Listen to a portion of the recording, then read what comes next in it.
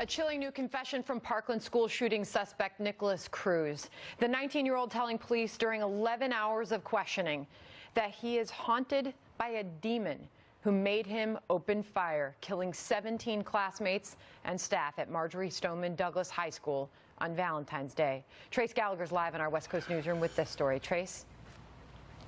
Sandra, during the interrogation, Nicholas Cruz spoke so softly that a homicide detective could barely hear him. He repeatedly called himself stupid and lonely, and when the detective left the room, Cruz said, quote, "Kill me.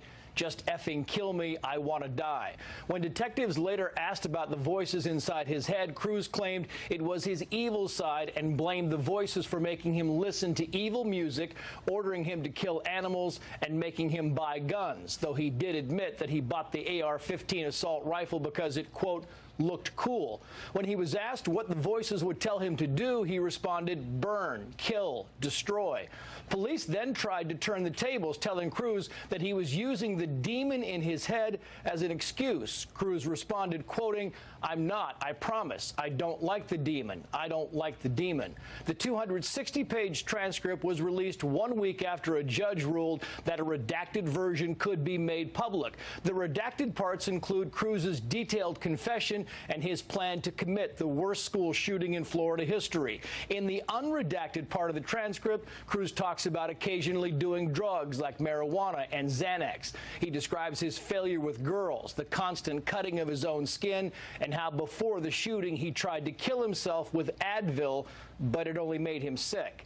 The defense calls Cruz a damaged and broken human being and argued that releasing the transcript would unfairly sway potential jurors. Defense attorneys could also use Cruz's claim of hearing voices to argue that he's not guilty by reason of insanity, but that would also mean proving he did not know right from wrong, and legal experts say that's a reach.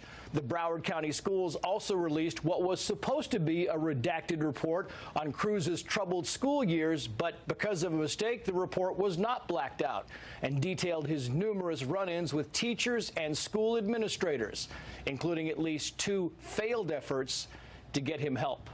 Sandra. Trace Gallagher, thank you. Here now, Andrew Pollock, father of Meadow Pollock, one of the students killed in the Parkland shooting. Thank you for joining us tonight. Your thoughts as you listened on to the killer's confession?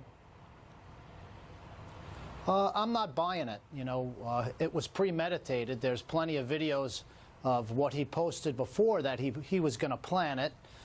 Everyone was going to know his name, and he was going to be famous. And authorities knew about it for months, and they didn't follow up on it.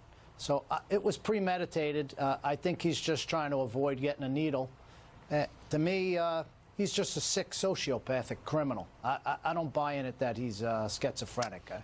I think it's just a play. It was hard to read through for any of us, let alone you and your family. You lost your daughter. To read through the transcript of what he said in those hours following the shooting, what was that like for you?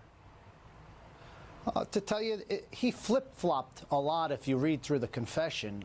Some of the confession, he said he didn't remember anything, and then he comes back and he said he heard voices. So I just think he's just trying to play the game of not getting the death penalty. Did this change anything? But more concerning, no, it doesn't change anything. The videos that came out before was he just wanted to plan it. He wanted to commit the worst school shooting in American history, and he's just a sociopath.